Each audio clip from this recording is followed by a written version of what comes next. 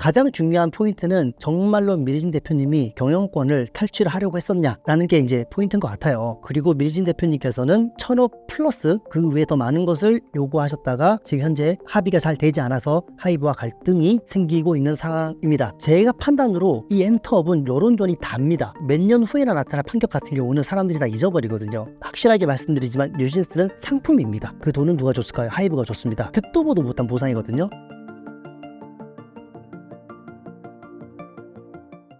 안녕하세요. 저는 작곡가 서기준이라고 합니다. 대중음악 작곡을 15년 정도 했고, 그리고 작년에 대중음악 엔터 산업에 대해서 대학교에서 강의를 했었고요. 그리고 지금 현재 강남인디 레코드라는 인디음악 회사에서 인디 가수를 제작하고 있습니다. 그리고 개인적으로 서기로그라는 대중음악에 관한 유튜브를 운영하고 있습니다. 최근 하이브 사태가 사회적으로 엄청난 이슈인데요. 전반적인 상황이 어떻게 되고 있나요? 여러분들 하이브는 다 아실 겁니다. 우리나라에서 제일 큰 음반 회사이자 세계에서도 손꼽히는 큰 음반 회사고, 그 하이브가 사실은 상장이 되어 있는 회사거든요. 그런데 하이브의 주가가 마이너스 7% 정도 내려가면서 기사가 하나 뜹니다. 뭐냐면은 하이브 산하 자회사로 있는 어도어 민희진 대표님께서 경영권을 탈취했다는 어떤 소식을 듣고 하이브에서 내부 감사가 들어갔다는 소식이 이제 속보로 뜨죠. 그리고 3일 후 이제 민희진 대표님께서 이제 모습을 드러내고 기자회견을 합니다. 그 기자회견이 사실은 대한민국 역사상 역대급 기자회견이었죠. 그런 식의 기자회견이 될 줄 아무도 몰랐을 거예요. 하지만은 그런 어떤 의미에서 대단한 기자회견이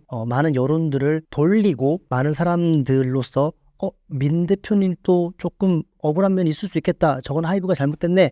라는 어떤 그런 여론까지 만들어낸 상태인 것 같아요. 그래서 지금 현재 어도어와 하이브 간에 첨예한 어떤 입장 차이가 있고요. 하이브가 민 대표의 사임을 요구했고, 민희진 대표님 같은 경우는 해임을 지금 거부하고 있는 상황입니다. 가장 논란이 되었던 민희진 대표 기자회견은 어떤 내용이었나요? 가장 중요한 포인트는 정말로 민희진 대표님이 경영권을 탈취하려고 했었냐 라는 게 이제 포인트인 것 같아요. 일단 민 대표님께서는 극구 부인하십니다. 우리는 그렇게 할 생각이 없다. 그러면은 하이브에서 내밀었던 증거는 무엇이냐, 카톡 내용이라든지 여러 가지 메모들, 그것은 그냥 사담일 뿐이다 라고 해명을 하시면서 지금까지 있었던 어도어가 하이브로부터 받았던 불공정한 것들, 그리고 가장 논란이 됐었던 건데요, 뉴진스가 르세라핌의 어떤 데뷔에 밀려서 홍보도 원하는 대로 할 수 없었을 뿐더러 이후에 나선 아일릿, 뉴진스의 어떤 이미지를 차용해서 이제 썼던 어떤 그런 부분이라든지 방시혁 의장님과 민 대표님의 어떤 사사로운 카톡 내용, 그런 것을 보면서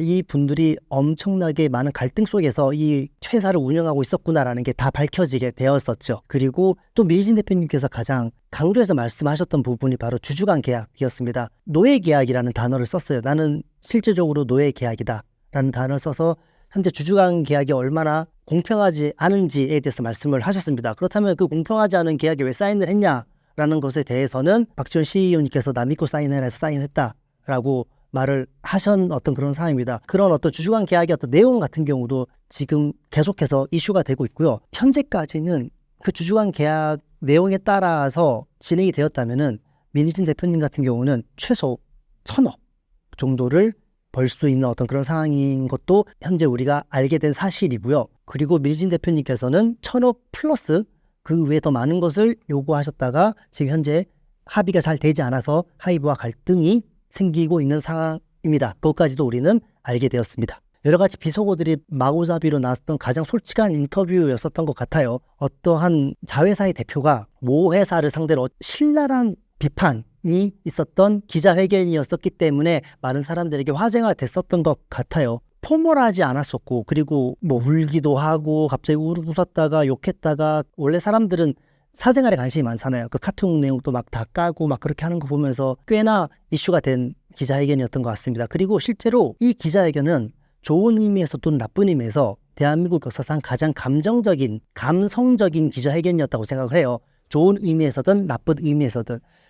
이 기자회견 전까지는 사실은 뉴진스 팬클럽조차도 우리는 하이브에 속해 있는 뉴진스를 응원한다라고 말을 했었는데, 이 기자회견 이후로 민희진 대표님께서 얻은 것이 있다면은 뉴진스와 민희진이라는 사람을 동일화시키는 데 성공을 했습니다. 그 전까지는 뉴진스와 민희진 두 것은 별개의 문제였었지만은 지금 이 기자회견 이후로 민희진을 공격하는 것은 곧 뉴진스를 공격하는 것처럼 되어버렸어요. 둘이 같은 편이 되고, 그리고 하이브란 존재는 뉴진스를 핍박받는 사람으로 포지셔닝을 짜게 되었습니다. 그것이 많은 것을 저는 개인적으로 민 대표님이 얻었다고 생각해요. 하지만 그 와중에 많은 것을 또 잃어버리지도 않았나 생각합니다. 대체적으로 법적인 어떤 그런 것은 이제 법은 감정이 통하는 게 아니잖아요. 그런 곳에서는 그래도 좀 많은 것을 잃어버리지 않았나라고 저는 생각을 합니다. 그러나 이런 것도 있는 것 같아요. 왜 이렇게 여론전을 하느냐라고 말하거든요. 제가 판단으로 이 엔터업은 여론전이 답니다. 몇 년 후에나 나타날 판결 같은 경우는 사람들이 다 잊어버리거든요. 그런데 이 엔터업은 팬들의 사랑을 먹고 사는 거기 때문에 여론전이 정말로 중요해요. 그래서 하이브도 그렇게 감사부터 시작해서 여론전을 했었던 거고 민 대표님도 그렇게 기자회견을 통해서 여론전을 시작했었던 거고요. 우리 피프티 사건만 봐도 저는 그렇게 생각해요. 그때 만약에 여론이 그렇게 되지 않았었으면은 저는 더기버스에서 진행했었던 가처분 신청이 인용이 됐을 수도 있다 생각해요.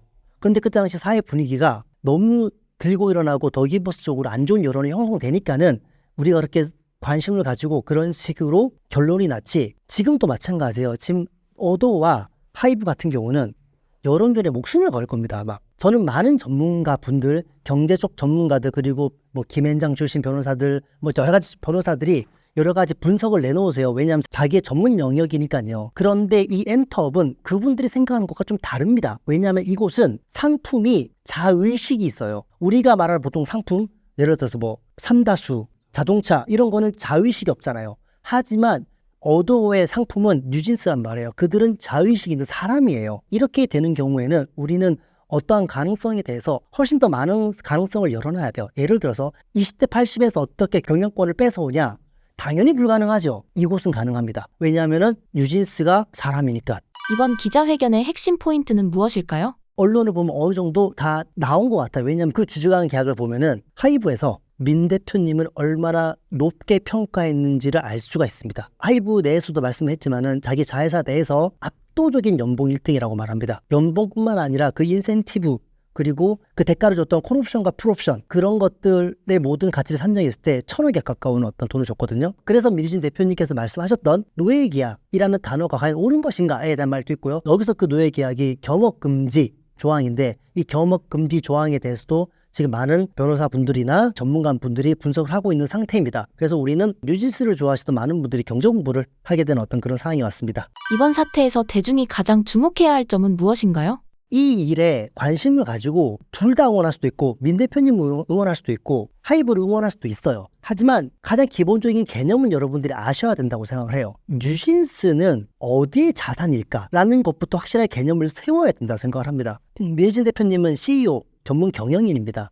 회사 대표고요. 그런데 주식회사는 주식회사의 주인은 주주고 현재 어도어의 대주주는 하이브거든요. 그러니까는 어도어의 주인은 하이브라고 할 수 있어요. 그렇다는 것은 어도어의 자산은 하이브의 자산이란 말이에요. 그렇기 때문에 우리가 기본적으로 민 대표님께서 뉴진스 다 만들었지 않았어요? 다 만들었죠. 하지만 그 돈을 누가 냈냐는 거예요. 뉴진스의 모든 음악적인 것이라든지 모든 것들은 다 민희진 대표님이 했잖아. 그럼 민희진 대표님 거지 왜? 라고 하기에는 하이브로부터 받은 돈이 너무 많습니다. 그리고 민희진 대표님께서 만들었던 멋있는 뮤비들, 그리고 그들이 만들었던 멋있는 음악들, 그리고 음악을 만드는 데 필요했었던 녹음실이라든지 좋은 마이크, 미싱했을 때 썼던 것들, 그리고 좋은 의상들 전부 다 하이브 돈이었습니다. 그렇기 때문에 이 개념을 좀 알고 해야 될 것 같아요. 뉴진스는 상품이 아닙니다. 뉴진스는 그냥 아이들일 뿐입니다 라고 말하더라고요. 그렇게 접근하시면 엔터업은 이해를 못 하시는 거예요. 확실하게 말씀드리지만 뉴진스는 상품입니다.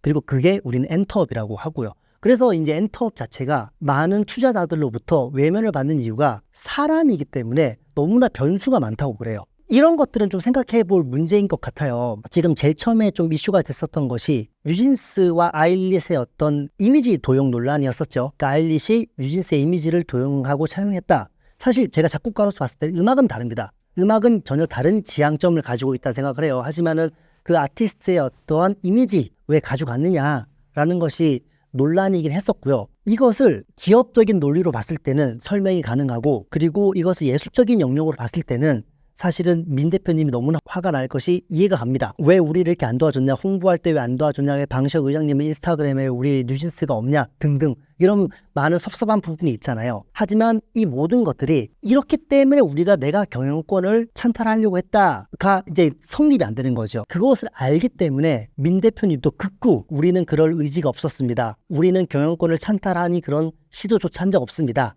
그렇게 말했던 것들은 그냥 사담이고 농담이고 푸념입니다 라고 말하는 거예요. 왜냐하면 이거 같은 경우는 절대로 민 대표님이 사수해야 되는 지점이에요. 많은 전문가분들이 배임에 대해서는 법적으로 유죄가 나오지 않을 거라 그래요. 그리고 저도 그 말에 동의합니다. 배임이 유죄로 나오기는 되게 힘들 것 같아요. 그런데 배임이 유죄로 나오는 것과 민 대표님께서 어도우의 CEO로 있는 것은 관련이 없습니다. 하지만 배임이 인정이 된다면은 지금 법조계에서는 아주 길게 보고 싸워야 될 것이라고 생각을 합니다. 아일릿 뉴진스 카피 관련 내용이 큰 쟁점 중에 하나인 것 같습니다. 양쪽의 차이점은 무엇일까요? 음악적으로 지향점이 다른 것 같아요. 이거는 분석을 하기보다는 느낌적으로 할 거예요. 어텐션과 마그네틱은 그 느낌이 다르다는 것을 우리는 듣고 느낌적으로 알아요. 민 대표님도 마그네틱의 음악이라든지 아일렛의 음악을 가지고 걸고 넘어지진 않았어요. 민 대표님이 기자회견에서 걸고 넘어섰던 거는 한복을 입고 찍었던 사진, 그리고 안무,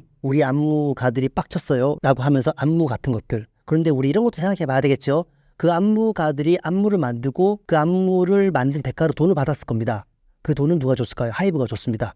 그리고 아일릿은 하이브의 가수입니다. 이제 이런 것도 우리가 생각을 해볼 문제인 거죠. 이제 어떤 사람은 이렇게도 말을 해요. 민 대표님께서 연봉이 5억이 넘어요. 5억이. 그리고 인센티브로 20억을 넘게 받으셨습니다. 그리고 주식으로 인해서 배임을 하지 않았다면 풋옵션을 통해서 1,000억 정도는 안정적으로 확보가 되는 분위기예요. 전례 없는 보상입니다.